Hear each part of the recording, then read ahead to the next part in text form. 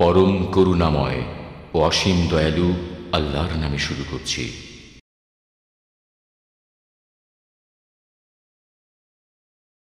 আজকের মাহফিলটা সিরাত মাহফিল। আমার নবীর কথা না বললেই নয়।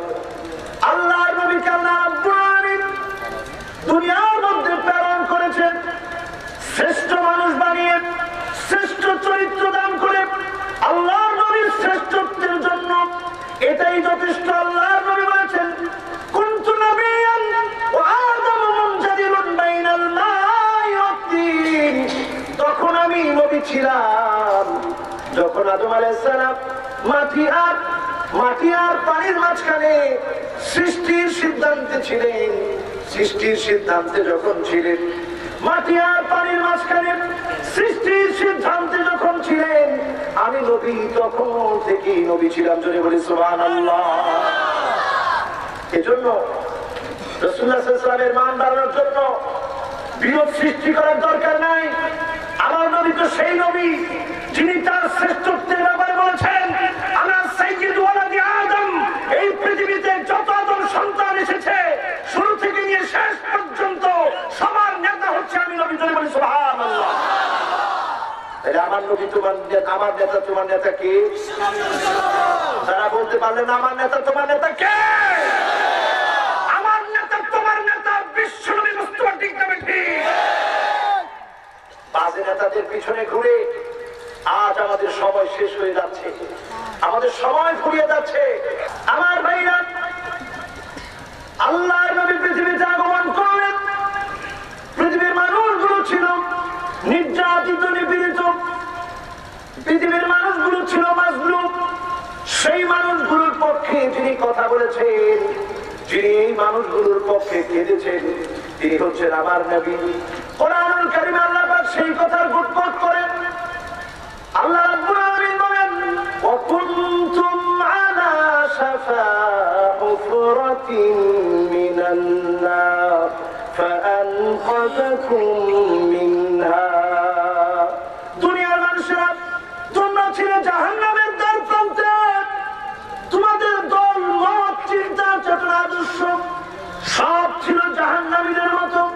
সেই চিন্তা চেতনা থেকে যিনি তোমাদেরকে পথ দেখালেন, যিনি তোমাদেরকে নতুন আদর্শ শেখালেন, তিনি হচ্ছেন নবী কুলের সম্রাট মুহাম্মাদুর রাসূলুল্লাহ সাল্লাল্লাহু আলাইহি ওয়াসাল্লাম। সেই নবী আমাদের জন্য কত কেঁদেছে। যুবকেরা, তোমরা একটু মাথা চিন্তা করো, মাথা খাটায় ভালো। সেই নবী তোমাদের জন্য কতটা কেঁদেছে। আল্লাহর নবী এই তোমাদেরকে বলেছে, আমার ভাই। সাহাবায়ে কেরাম প্রশ্ন করেছেন, ইয়া রাসূলুল্লাহ, আমরা কি আপনার ভাই না? আল্লাহর নবী বলেছেন, না, তোমরা আমার ভাই না। আনতুম আসহাবী, তোমরা তো আমার সাহাবী। আর আমার ভাই হলো তারা যারা পরবর্তী জীবনে আসবে, জীবনে চলার পথের মানদণ্ড হিসেবে আমাকে বেছে নিবে, পথ চলা হিসেবে আমাকে বেছে নিবে। তাদের চেহারার ভিতরে থাকবে কুররান মুহাজ্জালিন, চেহারাটা ওজুর সাথে ঝকঝক ঝকঝক করবে। আল্লাহু আকবার। ও মুসলমান, সেই নবী আমাদেরকে ভাই বলে আমাদের জন্য কেঁদেছেন। কতটা কেঁদেছেন? আল বিদায়া ওয়ান নিহায়ার ভিতরে এসেছে আল্লাহর নবী, বিশ্ব নবী মুসালসাল এমন 6টা মাস ছিল। আনাস রাদিয়াল্লাহু তাআলা আনহুর মা বলেন, ওয়া কানা তান্নুরুনা ওয়া তান্নুর রাসূলিল্লাহি সাল্লাল্লাহু আলাইহি ওয়াসাল্লাম মাবাদ। আল্লাহর নবীর চুলা মুবারক আর আমি আনাসের মায়ের চুলা মুবারক ছিল পাশাপাশি। আমি আল্লাহর নবীর চুলার দিকে তাকিয়ে থাকতাম। আমি দেখতাম একদিন যদি বিশ্ব নবীর চুলাটা জ্বলে, আর একদিন বিশ্ব নবীর চুলাটা নিভে আছে। আল্লাহু আকবার। হযরত ওমর ফারুক রাদিয়াল্লাহু তাআলা আনহু তিনি বলেন, বুখারীতে বর্ণনা এসেছে, মুসলিমে এসেছে, আল-লুলু ওয়াল মারজান ফি মাত্তাফাকা আলাইহি শাইখানের ভিতরে এসেছে, আল্লাহর নবী কোন একদিন ঘুমায় আছেন। ওমর ফারুক রাদিয়াল্লাহু তাআলা আনহু অনুমতি নিয়ে ঢুকলেন। আল্লাহর নবী ঘুম থেকে যখন শোয়া থেকে উঠে বসলেন, নবীজি পিঠ মুবারক ছিল এত সুন্দর, এত সুন্দর ছিল।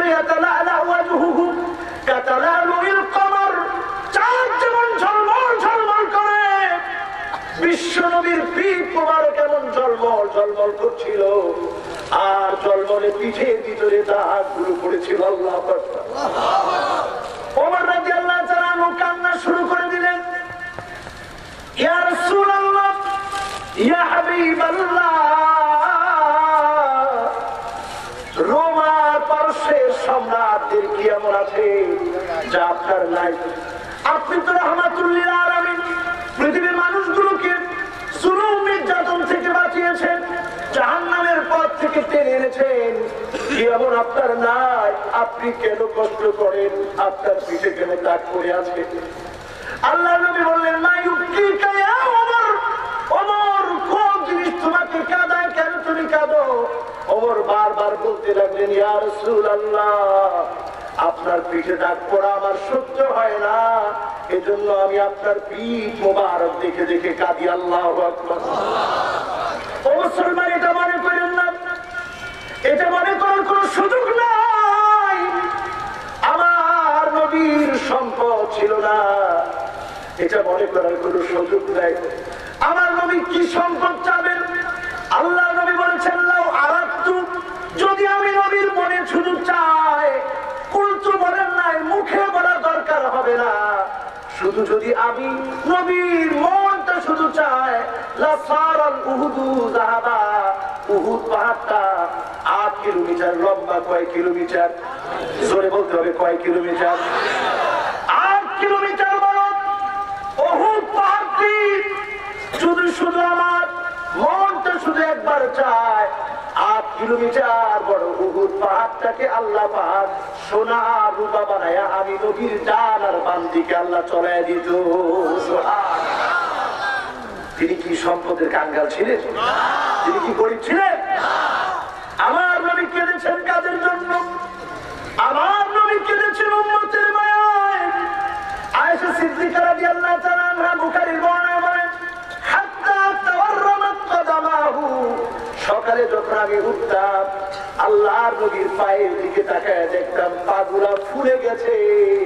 সারা রাত আল্লাহর নবী সিজদায় পড়ে পড়ে কেঁদেছে, আল্লাহুম্মা উম্মতি, আল্লাহুম্মা উম্মতি। আল্লাহ তাআলা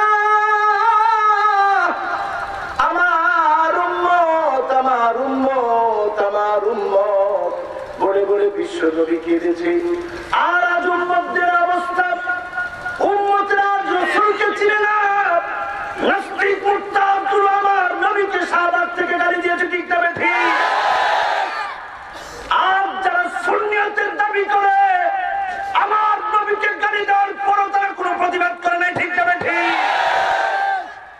ও মুসলমান, সুন্নি তো দূরের কথা, আল্লাহর নবীকে নিয়ে গালি দেওয়ার পর কোন মুসলমান যদি প্রতিবাদ না করে সে মুসলমান থাকতে পারে না, ঠিক না ঠিক?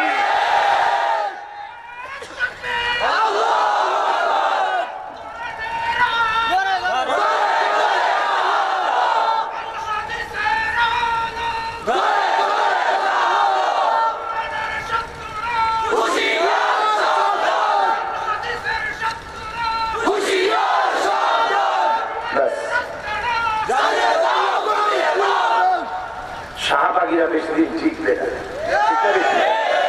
বলেন ঠিক না ঠিক? কারণ আমার নবী আদর্শ প্রতিষ্ঠা করে গেছে। মাইকেল এইনশার্ট আমার নবীর বিরুদ্ধাচরণ করতে পারে নাই, পক্ষেই বলেছে, ঠিক না ঠিক? অবশ্যই জীবনী লিখেছে, 100 পিপলসের জীবনী লিখতে গিয়ে আমার নবীকে বাদ দিতে পারে নাই। এই পৃথিবীর ইতিহাসে 4 স্বর্ণাক্ষর হয়ে আছে, 4 ইতিহাস স্মরণীয় হয়ে আছে। তিনি নবী কুলের সম্রাট মুহাম্মদ রাসূলুল্লাহ সাল্লাল্লাহু আলাইহি ওয়াসাল্লাম। কারণ তিনি উম্মতের মায়ের কাছে। যত নেতা বলেন, যত নেত্রী বলেন, এমপি বলেন, মন্ত্রী বলেন, যাই বলেন না কেন, এমন কোন নেতা নেই আপনার জন্য কাঁদবে, আসেনি? জোরে করে আসেনি?